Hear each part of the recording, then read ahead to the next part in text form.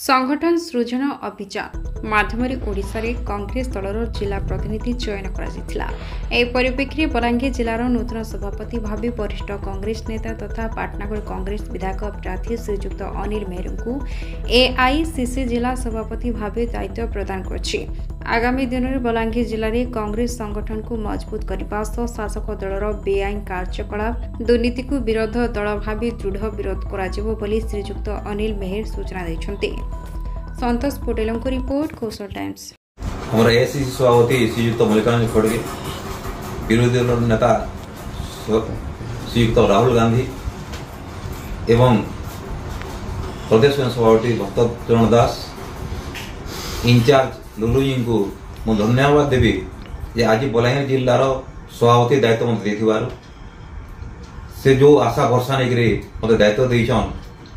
धन्यवाद देवा संगे संगे आज संगठन सृजन अभियान रे मत आज एआईसीसी ऑब्जर्वर प्रत्येक कंस्टिट्यूएंसी रिपोर्ट नहीं एवं रिपोर्ट माध्यम रे लोकर समर्थन मोर प्रति थिला से मुई आमर कर्मकर्ता में धन्यवाद देवार संगे संगे आमर पूर्वतन विधायक संतोष शरण में धन्यवाद देवी से सहयोग करथिबारो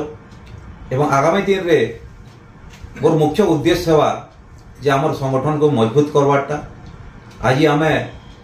तृतीय दल हिसाब से ओडिशा रे परिगणित होचु, किंतु विरोधी दल